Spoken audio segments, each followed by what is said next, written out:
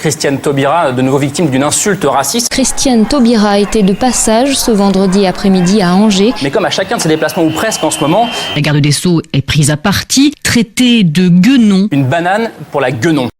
Vous venez d'entendre un extrait d'un reportage de Angers Mag qui revient sur les insultes proférées en 2012 à l'encontre de Christiane Taubira, alors ministre de la Justice et garde des Sceaux. Je suis Catherine Gervaise, bienvenue dans ce nouvel épisode de Voix d'ici, Voix d'ailleurs, un podcast de SOS Racisme Moselle où il sera question de racisme et de politique avec Ibrahima.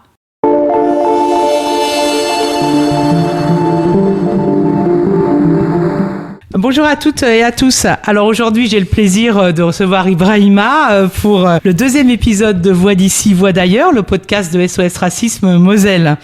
Bonjour Ibrahima. Bonjour Catherine.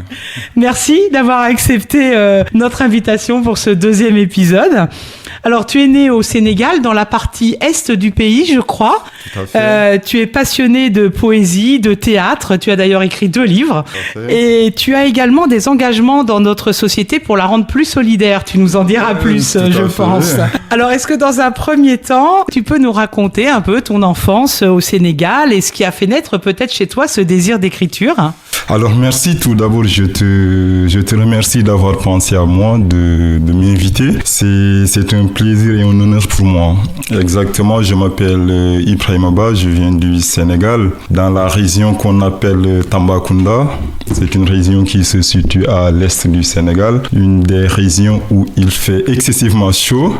Voilà, je viens de là où j'ai commencé mes études à l'école primaire 15 ans Bougou, et puis au lycée Mame Cheikh Mbaye, ainsi de suite jusqu'à l'université Cheikh Anta Diop de Dakar, où j'ai poursuivi des études de droit avec le rêve de poursuivre des études en sciences politiques. Et c'est comme ça que j'ai débarqué en France et Metz a été la ville qui m'a accueilli pour la première fois. C'est pour finir tes études que tu es venu en France ? Exactement, c'était dans la poursuite de mes études et éventuellement les terminer. D'accord. Donc c'est comme ça que j'ai atterri à Metz, inscrit à la faculté de droit de Metz. Après, j'ai eu la chance d'intégrer Sciences Po pour faire des études en sciences politiques, parcours communication publique et institutionnelle à l'IEP de Strasbourg. Donc c'est parti comme ça et par la suite. Et alors tu arrives, à quel âge à peu près tu es arrivé en France? Alors vers les 24-25 ans. 24-25. Et tu avais un visa étudiant alors? Tout à fait, j'étais étudiant, je suis arrivé en tant qu'étudiant et puis c'est parti comme ça. D'accord, voilà. Très bien. Donc après la faculté de droit de l'université Lorraine-Metz, j'ai eu la chance d'intégrer Sciences Po, là où j'ai poursuivi des études, comme je le disais tout à l'heure, en sciences politiques, parcours communication publique et institutionnelle. Et par la suite, j'ai fait mon premier stage au conseil départemental de la Moselle. Je remercie d'ailleurs le président du département, le directeur général des services, Marc Hoover, qui m'ont donné cette opportunité au service de la communication du département. Et après ça, j'ai jugé nécessaire de poursuivre mes études. Voilà. Après aussi un bref passage à la RCF Jéricho-Moselle. D'accord. À la radio. À la radio, oui. Tout à fait. Donc t'es habitué à parler dans le micro. Et c'est comme ça, j'ai poursuivi par la suite mes études en management et gestion de projet avant de commencer ma première expérience professionnelle à la présidence du département. D'accord. Au service du protocole. Tu es embauché au département après ton stage, quoi, en fait. Exactement, en qualité d'agent administratif. Et après ça, à la fin de ce contrat, on m'a proposé un autre à la direction de la solidarité en qualité de gestionnaire de prestations. Et par la suite, je suis parti à la Cravate solidaire. Oui, d'accord. Alors voilà, on y reviendra. Exactement. Après. Et donc, quand tu es arrivé en France, tu avais de la famille en France ou tu es arrivé en tant qu'étudiant, puis tu as trouvé une chambre d'étudiante? Je n'avais pas de famille, plus précisément sur Metz. La famille en Afrique, on peut la définir dans un sens beaucoup plus global. Ce n'est pas que le papa, la maman, les frères et sœurs de même sang. La famille est un peu beaucoup plus large. Donc j'avais une famille dans le sens où il y avait des oncles qui étaient la plupart du temps, en tout cas la majorité installée à Paris. Donc j'étais seul à Metz. J'ai rencontré de la communauté sénégalaise qui m'a ouvert les bras. Et c'est comme ça que j'ai eu mon logement étudiant.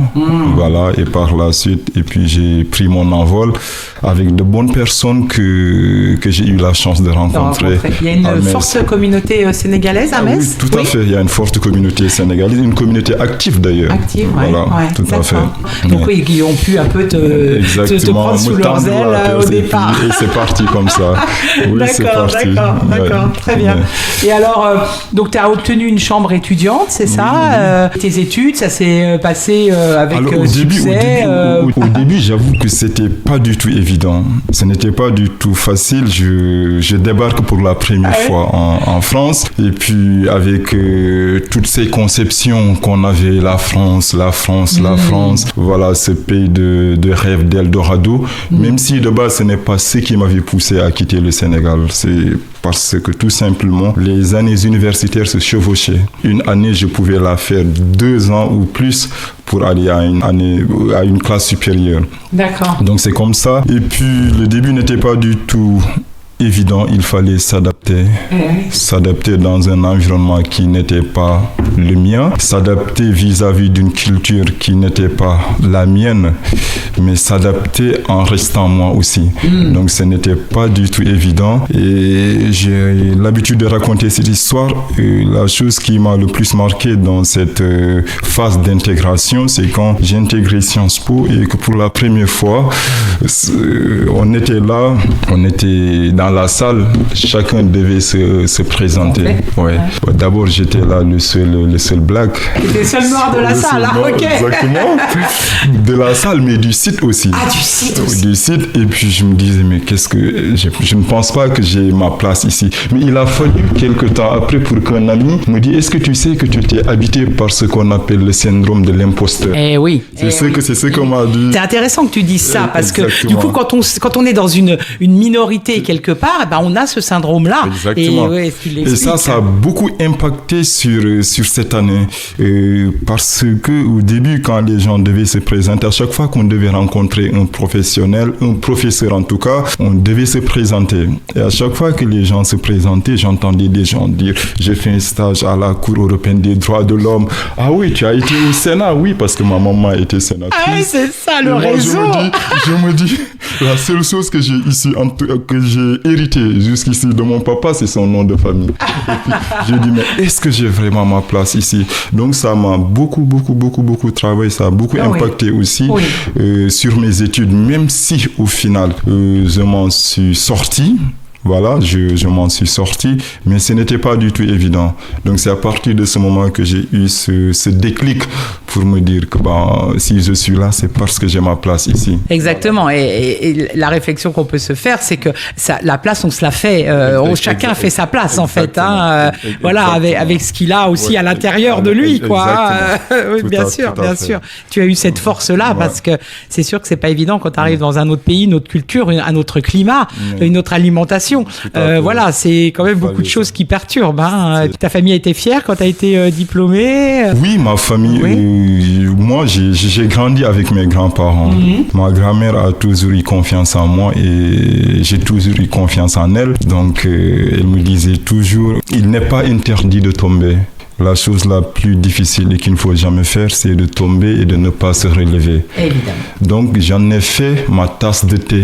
Donc c'est avec ça que j'ai considéré comme un talisman pour moi, que j'ai évolué et dans toutes choses et dans toutes circonstances. C'est ta phrase, ton mantra. Exactement, un petit peu. C'est ça. Tu n'as pas le droit de laisser tomber. Et puis, baisse pas les bras, vas-y quoi. Baisse pas, vas-y. Tu peux tomber, mais tu dois te relever.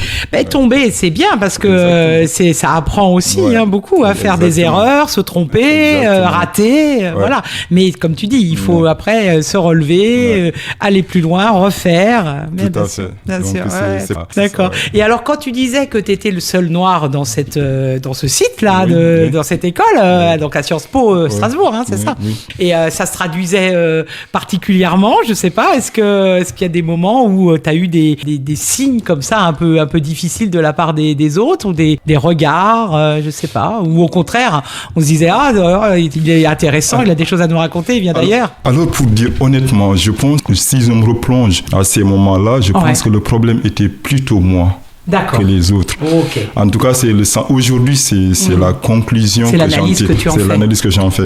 Le problème, c'était moi. Ce n'était pas les autres. Parce que, comme je te l'ai dit, il m'a fallu quelques temps avec un ami, je peux le nommer Seydou Sow, qui me parlait tout le temps de syndrome de l'imposteur.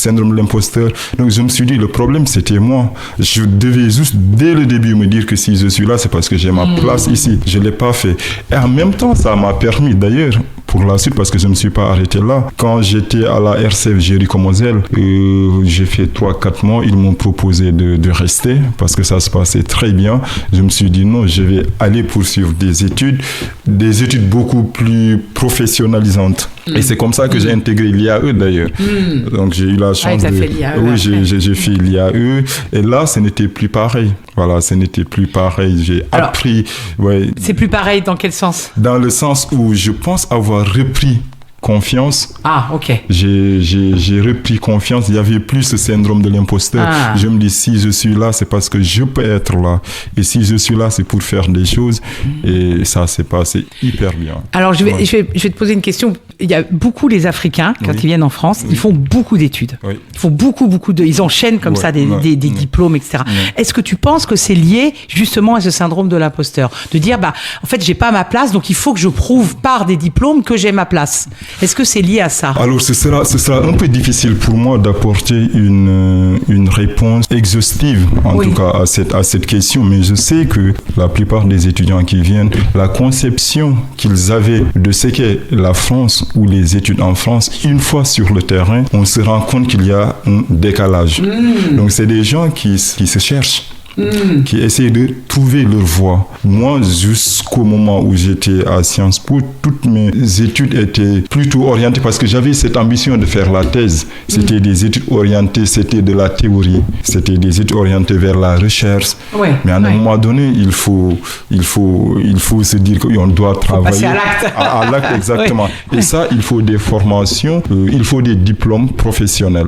Donc, la plupart, en tout cas, à mon sens, ces étudiants, ils sont là à la recherche de leur voie. Oui, d'accord. Ils viennent avec une idée de faire des études un peu très intellectuelles, très conceptuelles. Et puis, en fait, ils se disent, non, il faut que je fasse quelque chose, il faut que je trouve ma voie quelque chose qui permet de travailler aussi, quoi. Et la conception qu'on a en Afrique, je parle du Sénégal en particulier, les études en France, c'est facile parce qu'on a énormément de matière au Sénégal. On apprend comme des fous, mais on apprend vraiment. Donc, on se dit, il paraît qu'en France, les études, c'est facile, tu viens, tu passes. Et après, quand on est en face de la réalité, on se rend compte Pas tout à fait la même chose.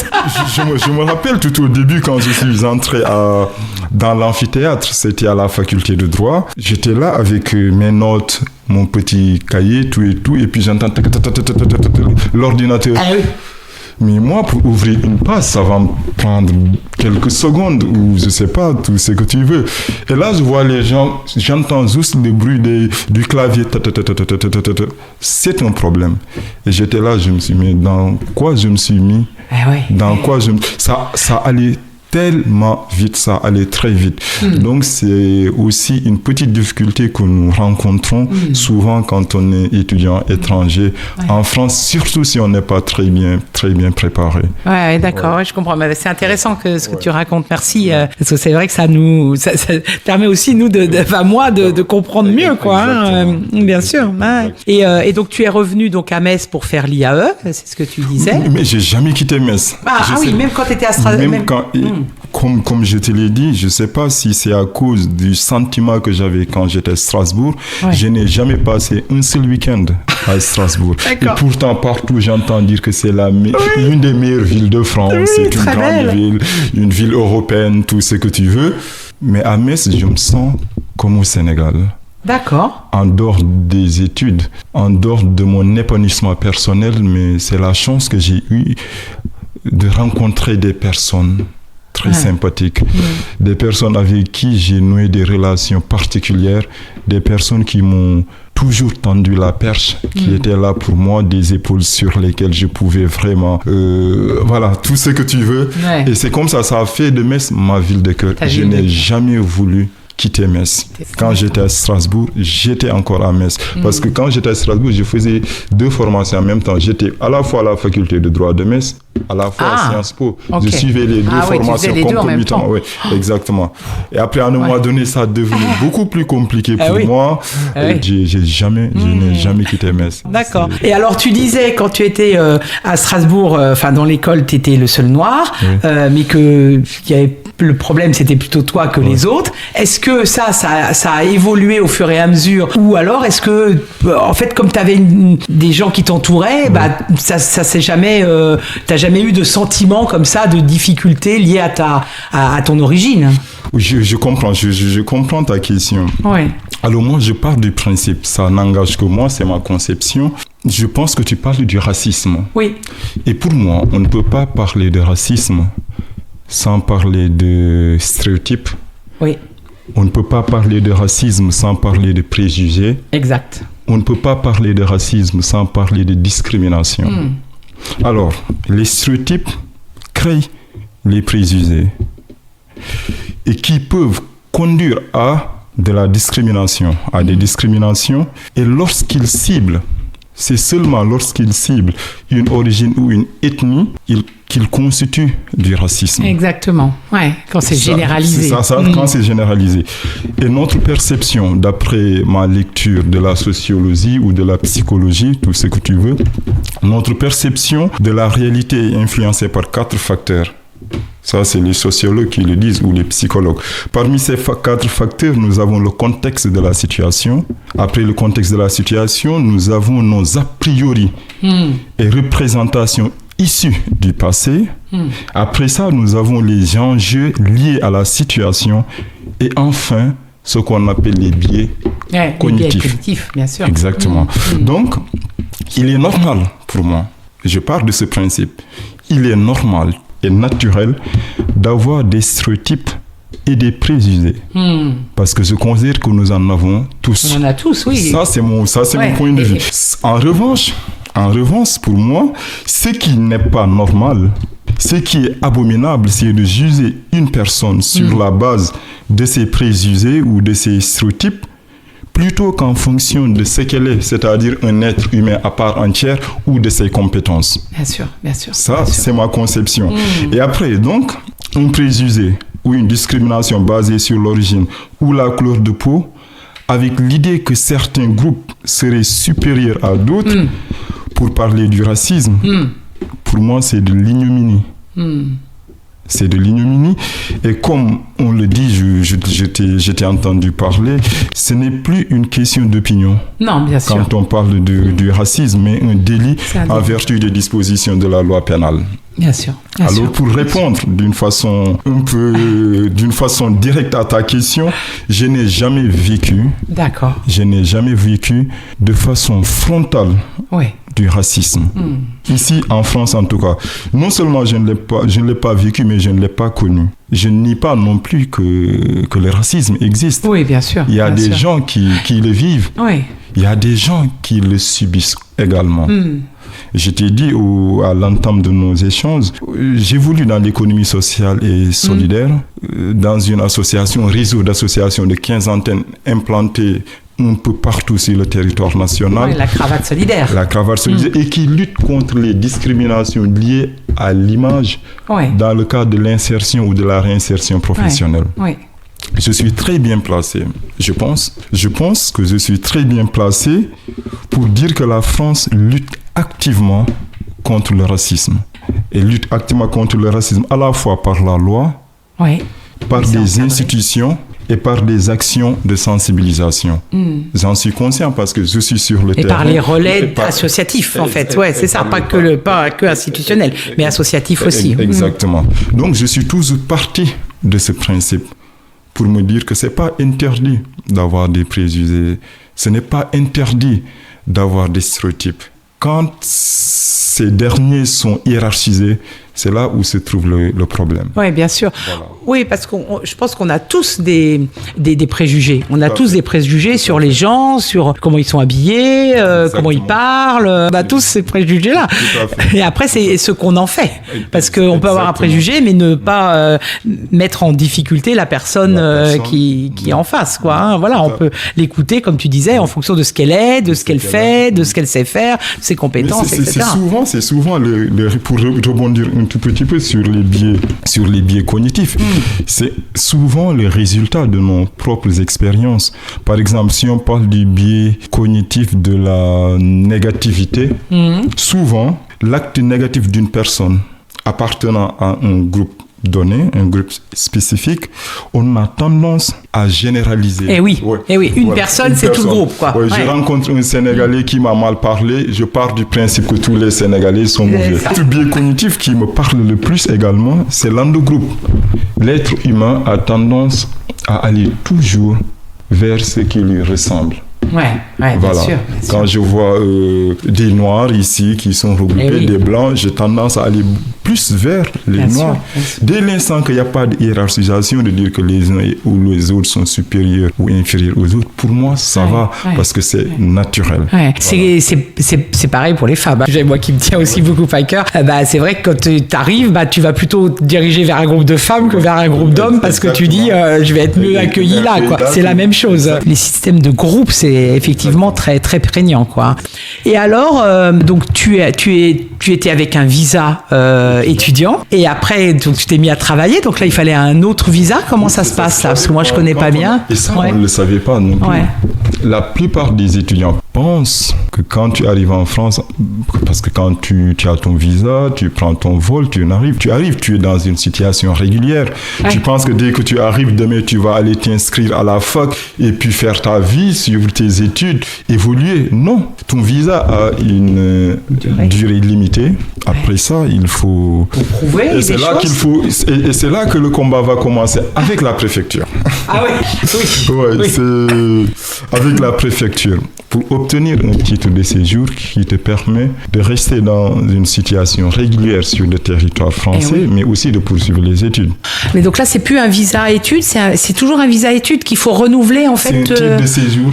Un titre de séjour études qu'il faut renouveler régulièrement. Oui, régulièrement. Il y a des étudiants qui ont un titre de séjour selon leur niveau d'études. D'1 an, au bout des 1 an, tu renouvelles. D'autres 2 ans, ainsi de suite, ainsi de suite. Tu dois renouveler tout le temps pour rester dans une situation régulière et ne pas perdre tes droits.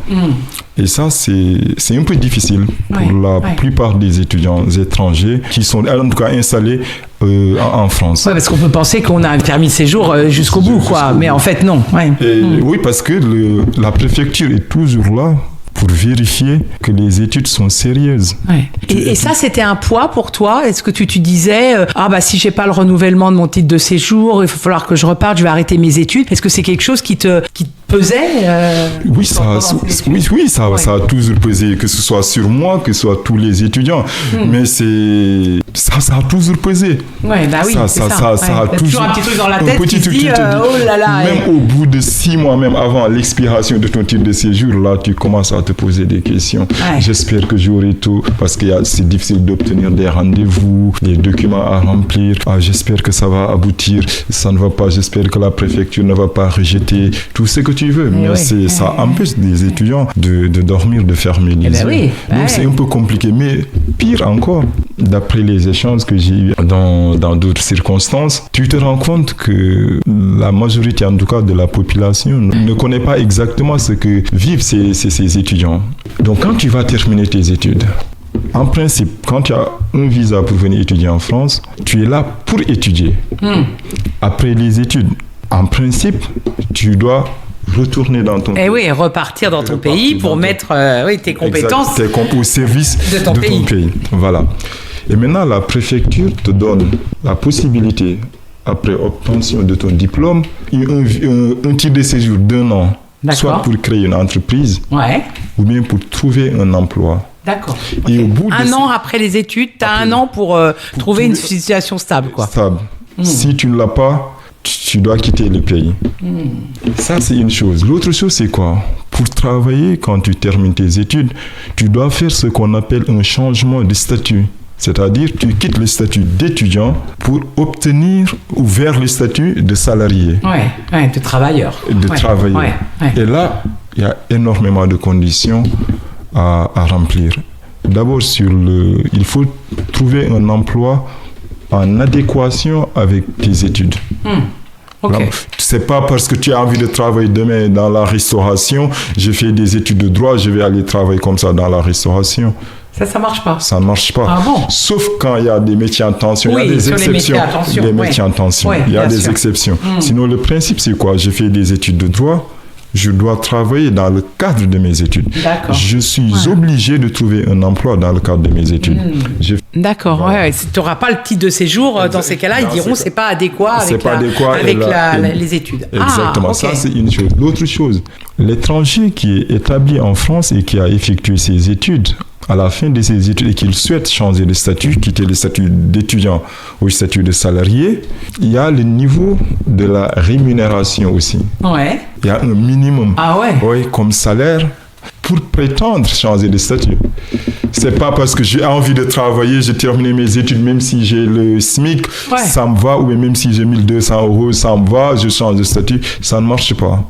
Ah bon? Ouais. Ah, il faut un emploi dans le même cursus, la même filière que celle que tu as appris. Et en plus, il faut un salaire en adéquation avec le métier.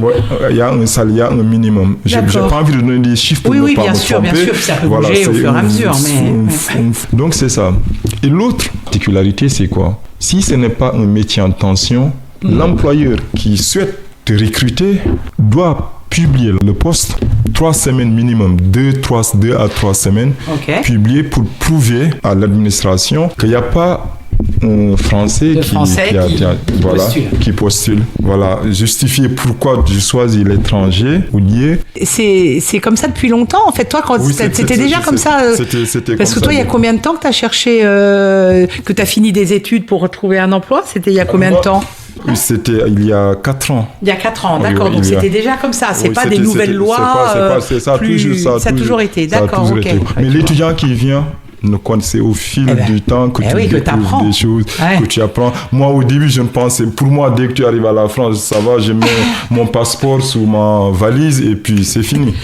Or, il faut aller pour le numéro de la sécurité sociale, il faut aller à la préfecture pour le titre de séjour, il faut. Voilà. Et plein de démarches. C'est un peu le parcours du combattant, quoi. Le parcours du combattant, exact.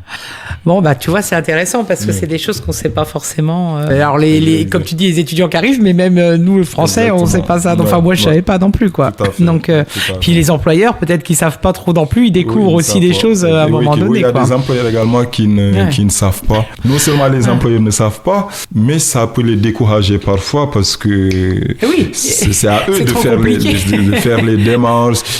Et alors, tu as parlé de la cravate tout à l'heure, la cravate solidaire. Tu nous expliques un petit peu ce que c'est, ce que tu fais et comment ton engagement, parce que je sais que tu as envie d'avoir un impact, toi, sur la société, de faire des choses utiles. Hein. C'est un peu ce qui te motive, si j'ai bien compris. Est-ce que tu peux nous en parler? Alors oui, comme je le disais tout à l'heure, je remercie d'ailleurs Catherine Schweitzer, la directrice générale de la cravate solidaire Metz, qui me fait énormément confiance. Je dis tout le temps, Catherine, j'espère que je ne vais jamais te décevoir. Je l'espère bien. Alors, la cravate solidaire est un réseau d'associations de 15 antennes implantées sur le territoire national, l'antenne de Metz étant la 10e du réseau national. L'antenne de Metz exerce sur les départements de la Moselle, de la Meurthe-et-Moselle et puis de la Meuse, les 54, les 57 et les 55. Et moi, je suis à la cravate solidaire en tant que responsable de développement. D'accord. Mon rôle, c'est de trouver des financements en travaillant avec l'État, les collectivités territoriales, les entreprises, les fondations d'entreprises pour trouver des financements et puis mettre en place des projets les suivre, mais aussi tout ce qui... Je suis le financier du social. D'accord. Voilà. Donc mon rôle, c'est de trouver, en partenariat avec l'État, qui nous soutient beaucoup d'ailleurs, et puis des collectivités territoriales aussi, et puis les fondations d'entreprises, les entreprises, pour trouver les financements. Et alors, qu'est-ce que ça t'apporte à toi de faire? Parce que c'est quand même une entreprise qui est donc sociale, c'est dans l'ESS, c'est dans l'économie l'ESS, sociale et solidaire. Donc c'est une entreprise qui s'occupe des autres. Tout à fait, tout à fait. Voilà. Là, pour l'insertion professionnelle, comme tu le disais. Toi, ça t'apporte quoi de faire aussi pour les autres? Je vois, quand des gens arrivent et sortent de la cravate solidaire, la satisfaction, le fait de sortir et de voir, de lire cette satisfaction sur leur visage. À la cravate solidaire, en 2024, en termes de chiffres, c'est plus de 1533 personnes qui sont accompagnées. Ouais. Avec 60% de retour à l'emploi. C'est une satisfaction de me dire que je me sens utile, de recevoir parfois un petit message ou un petit bout de papier pour dire grâce à vous, j'ai pu. Ça, c'est ma plus belle satisfaction. Ah oui. Je trouve sens à mon existence que si et seulement si je peux apporter quelque chose dans le sens de l'intérêt général. Sinon, je ne pense pas que je me sentirais bien. J'ai dit au départ que tu avais écrit des livres, 2 livres. Alors moi, j'en ai lu un. Mais on sent ça chez toi. La bienveillance, que c'est important pour toi, la tolérance, etc. Et donc, c'est vrai que c'est en accord. Ton métier, là, il est vraiment en accord, j'ai l'impression, avec tes valeurs, tes principes. Mais comme tu as fait des études politiques quand même, est-ce que tu aurais envie aussi que ça aille plus loin, que tu utilises aussi ça peut-être en dehors de ton métier? Maintenant, pour rebondir sur ce que tu m'as dit, quand j'étais tout petit, je disais tout le temps, je le répétais, que mon rêve était de parler, d'être écouté, de devenir un président de la République. Je le disais tout le temps et j'y croyais. J'y crois encore. Peut-être que ce rêve va se terrer au fil du temps, mais quand même, j'ai toujours mis ça dans ma tête. Et ma grand-mère me disait, Ibrahima, doucement. Il me disait tout ça doucement pour la bonne et simple raison que la douceur, j'aime tellement quand elle me dit ça, la douceur n'est pas dans une chose sans l'embellir. Et elle n'est pas ôtée d'une chose sans l'enlaidir. Doucement, tu n'as pas besoin d'être président de la République pour réaliser des choses. Voilà. Mais la politique, c'est quelque chose que j'aime énormément. Et si je dois passer par la politique pour avoir un impact sur la société dans laquelle j'évolue et pour l'humain, l'être humain, oui, je n'hésiterai pas à m'engager politiquement et apporter ma pierre à l'édifice. Ce que tu veux, c'est faire du bien, faire en sorte que ça avance, d'être utile, comme tu le disais, quel que soit le chemin. Que ce soit le chemin de l'écriture, de l'économie sociale ou solidaire, de la politique, voilà, peu importe le chemin. C'est... Oui. Et puis je crois en une chose, la politique, c'est soit tu l'as fait ou elle te fait.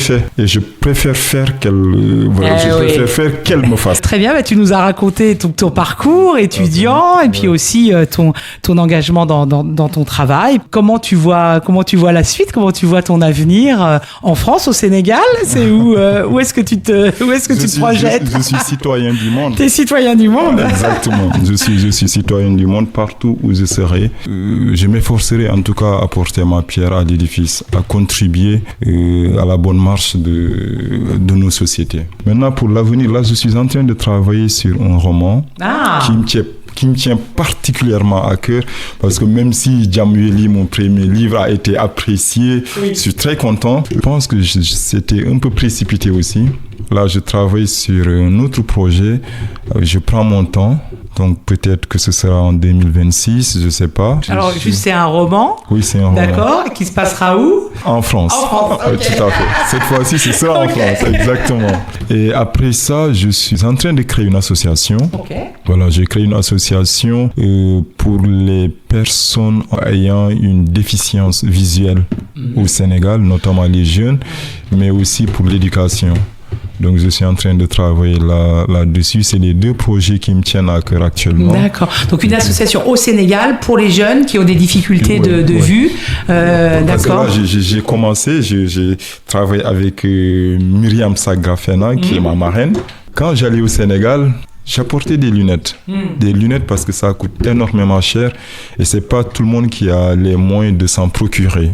Donc j'apportais des lunettes. Puis j'ai vu que ça aidait beaucoup. Et quand je retournais au Sénégal, les gens avaient hâte. On me demandait tout le temps. Et les lunettes?